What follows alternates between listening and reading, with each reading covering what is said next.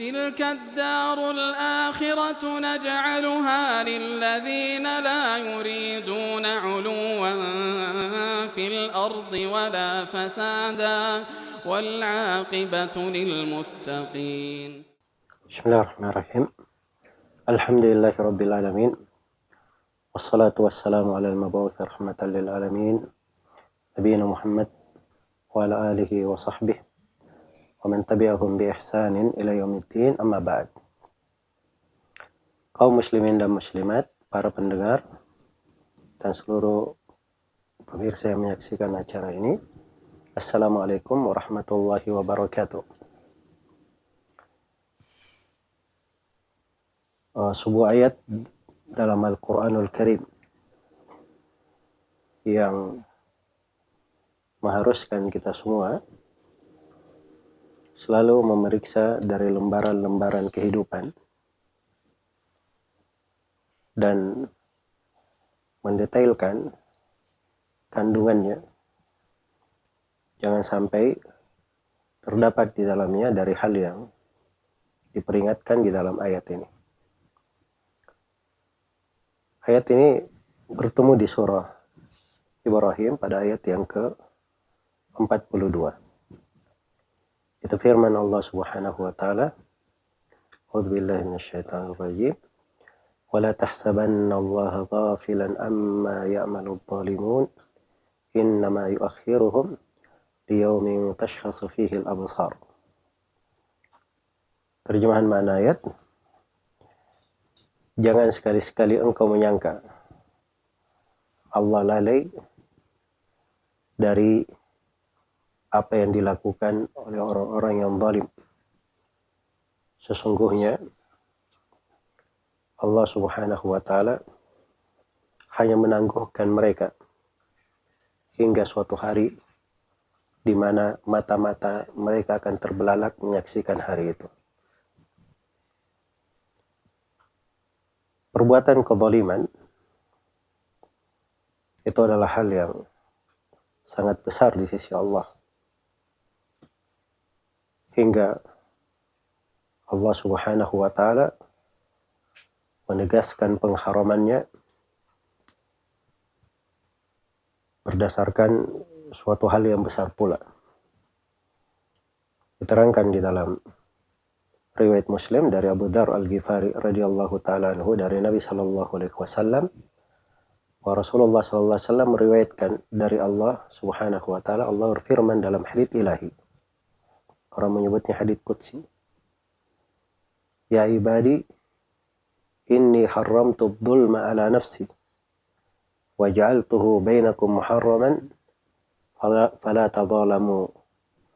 Wahai segenap hambaku, sesungguhnya aku telah mengharamkan kezaliman atas diriku. Dan aku jadikan kezaliman itu sebagai hal yang diharamkan antara sesama kalian. Maka janganlah kalian saling menzalimi. Keharaman kezaliman dasarnya hal yang sangat besar. Karena Allah yang maha mampu, yang maha menguasai segala sesuatu, yang tidak ada yang bisa menahan ketetapan dan ketentuannya. Bersamaan dengan itu Allah haramkan kezaliman atas dirinya. Maka diharamkan pula terhadap seluruh makhluk. Hal tersebut tidak boleh ada saling menzalimi. Kezaliman itu melampaui batas, meletakkan sesuatu bukan pada tempatnya, itu disebut kezaliman. Disebut kezaliman. Dan kezaliman di dalam ayat, walaupun dilihat di konteks ayat, zahirnya kepada pelaku kesyirikan yang terkait dengan kaum musyrikin dan orang-orang kafir. Tapi keumuman dari ayat adalah perhitungan dan peringatan terhadap perbuatan kezaliman. Dalam sebuah hadits yang diriwayatkan oleh At-Tayalisi dan selainnya, dihasankan oleh Syekh Al-Albani rahimahullah dari seluruh jalur-jalurnya, Nabi Shallallahu Alaihi Wasallam membagi kezaliman menjadi 3. Kata beliau, ada zulmun la yughfar, kezaliman yang tidak akan diampuni. Ada zulmun yughfar, kezaliman yang bisa diampuni. Dan yang ketiga, zulmun la yutrak, kezaliman yang tidak akan ditinggalkan. Adapun kezaliman yang tidak diampuni, itu adalah siapa yang meninggal dalam keadaan berbuat syirik akbar dan tidak bertobat dari perbuatan kesyirikannya. Karena kesyirikan itu, siapa yang mati di atasnya belum bertobat, maka kesyirikan tidak akan diampuni. Innallaha la yaghfiru an yushraka bih wa yaghfiru ma duna dzalika liman yasha. Sungguhnya Allah tidak mengampuni dosa kesyirikan dan mengampuni selain daripada itu bagi siapa yang Allah kehendaki. Ya, saya selalu ingatkan bahwa ini kalau dia meninggal dalam keadaan tidak bertobat. Tapi kalau dia bertobat dari perbuatan kesyirikannya sebelum dia meninggal, maka Allah mengampuni semua dosa, kekufuran, kesyirikan, apa saja dari dosa. Kalau seorang bertobat, Allah menerima taubatnya. Dan ini sudah berlalu pembahasan ayat qul ya ibadiyalladzina asrafu la taqnatu min rahmatillah. Qul ya ibadiyalladzina asrafu ala anfusihim la taqnatu min rahmatillah innallaha yaghfiru dzunuba jami'an innahu huwal ghafurur rahim. Sudah kita terangkan kandungan dari ayat bahwa seluruh dosa itu diampuni oleh Allah kalau seorang bertobat darinya. Maka kezaliman yang pertama, kesyirikan, tidak akan diampuni kalau seorang meninggal tidak bertobat darinya. Kezaliman jenis yang kedua, dzulmun yughfar, kezaliman yang diampuni, bisa diampuni. Ini kalau kezalimannya antara hamba dengan Allah Subhanahu wa taala pada selain kesyirikan, maka itu dibawa kehendak Allah. Dosa-dosa besar selain kesyirikan itu dibawa kehendak Allah. Kalau Allah berkehendak diampuni, kalau Allah berkehendak disiksa sesuai dengan kadar dosanya. Itulah ayat yang saya bacakan tadi. Innallaha la yaghfiru an yushraka bih. Sungguhnya Allah tidak mengampuni dosa kesyirikan. Wa yaghfiru ma duna dzalika liman yasha. Dan mengampuni selain daripada itu bagi siapa yang dia kehendaki. Kezaliman yang ketiga, dzulmun la yutrak, kezaliman yang tidak akan ditinggalkan. Ini kezaliman yang akan dihisab, akan dipertanggungjawabkan. Ini kezaliman antara sesama makhluk. Kezaliman manusia terhadap sebagian manusia lain. Kezaliman manusia terhadap hewan-hewan, makhluk-makhluk Allah. Itu semuanya ada perhitungannya. Karena itu seorang perempuan masuk neraka gara-gara kucing. Dan bahkan antara hewan saja, kalau sebagiannya melakukan kezaliman terhadap hewan yang lainnya, maka itu akan ada hisabnya pada hari kiamat. Karena itu Rasulullah SAW bersabda dalam hadits Abu Hurairah riwayat Muslim, la tu'addunna al-huququ ila ahliha hatta yuqadu lisyatil jalha'i min syatil qarna. Sungguh hak-hak itu semuanya akan dikembalikan kepada pemiliknya. Sampai kambing yang hilang tanduknya, patah tanduknya, minta pertanggungjawaban dari kambing yang mematahkannya. Jadi hewan-hewan saja subhanallah ada hisabnya. Apalagi antara sesama manusia. Iya. Maka ini ayat luar biasa. Peringatan agar supaya kita selalu memeriksa lembaran-lembaran kehidupan ini. Jangan sampai ada perbuatan kezaliman yang terdapat padanya. Apalagi kita tidak ada yang mengetahui lembaran hidup ini akan berakhir di mana, kapan tertutupnya. Waktu berjalan dengan sangat cepat. Umur bergulir menuju ke akhir, tidak ada yang bisa menghentikannya. Kemarin kita berdoa, bermohon, sangat berharap masuk ke bulan Ramadan, Tidak lama setelah itu kita masuk ke bulan Ramadan. Dan tidak terasa hari ini kita berada di tanggal 16 Ramadan, sudah berlalu 1/2 dari bulan. Iya. Itulah hari-hari kehidupan. Harus selalu kita periksa, kita jadikan sebagai renungan. Yuqallibullahu al-laila wan-nahar, inna fi dzalika la ibratan liulil absar. Allah membolak-balikkan malam dan siang. Sungguhnya dalam hal tersebut terdapat pelajaran bagi orang-orang yang memiliki mata penglihatan. Di dalam ayat ini saya simpulkan ada beberapa renungan. Yang pertama, merasa selalu diawasi oleh Allah. Iya. Jangan sangka Allah lalai. Ada yang luput, ada yang tidak tercatat, ada yang tidak terekam, tidak terdata. Semuanya ada.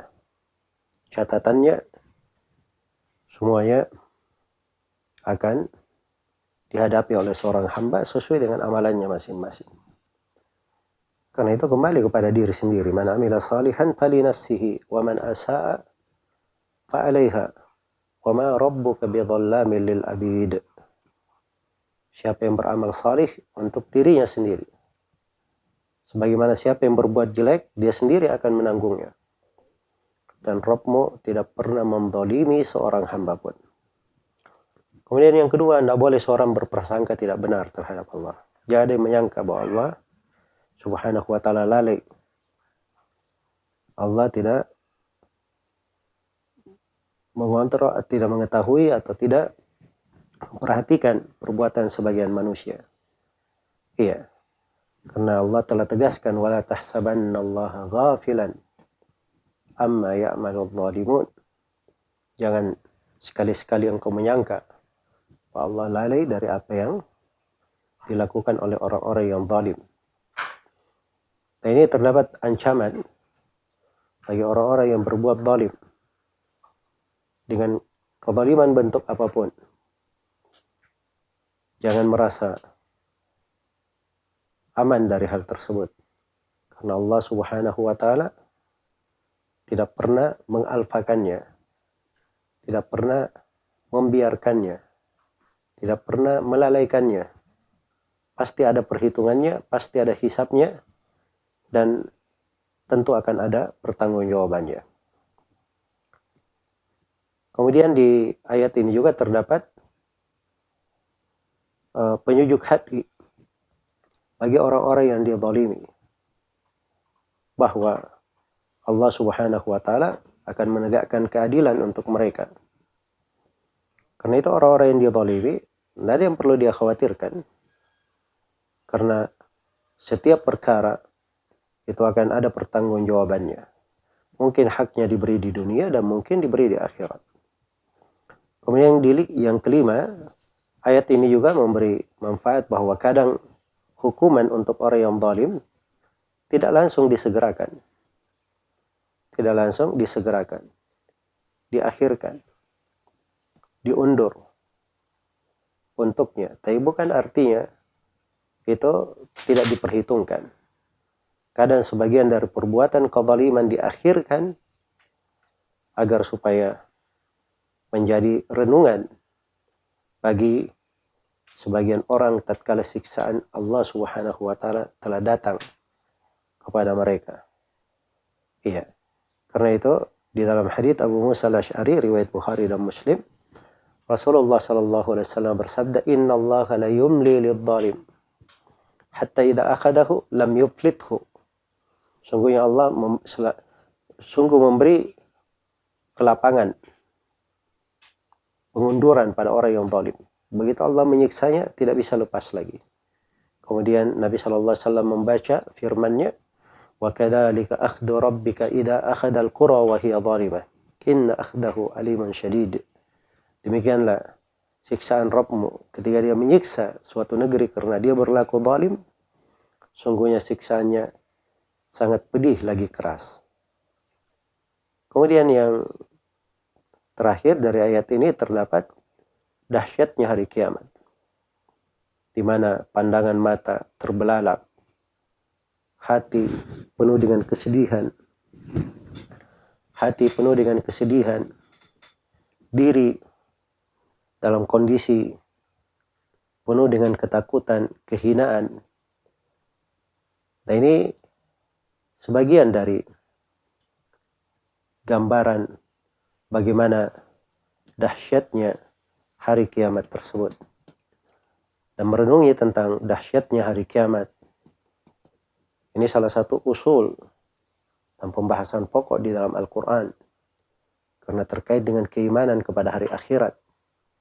Karena itu hari kiamat disebut dengan berbagai nama yang menunjukkan dahsyatnya, kengeriannya, kejadian-kejadian yang akan terjadi pada hari tersebut. Semoga Allah Subhanahu wa Ta'ala menyelamatkan kita semua dari segala perbuatan kezaliman dan menjauhkan kita semua dari kezaliman dalam bentuk apapun. Apakah itu kezaliman terhadap diri sendiri, kezaliman terhadap makhluk Allah, sesama manusia maupun kepada hewan-hewan, kezaliman terhadap bahkan kezaliman terhadap Allah Subhanahu wa Ta'ala. Semoga Allah menjauhkan kita semua dari segala perbuatan kezaliman. Dan hendaknya selalu kita ingat firman Allah Subhanahu wa Ta'ala, wa anatil wujuhu lil hayyil qayyum wa qad khaba man hamala dhulma. Dan tertunduklah wajah-wajah pada itu dengan penuh kehinaan kepada Allah yang maha hidup lagi maha berdiri sendiri, yang memberi kecukupan kepada seluruh makhluk. Dan sungguh merugi siapa yang menyandang suatu kezaliman pada hari itu. Waffaqallahu al-jami' lima yuhibbu wa yarda. Wallahu ta'ala alam. Wa sallallahu wa sallam ala nabiyyina Muhammad wa ala alihi wa sahbihi wa sallama tasliman katsira.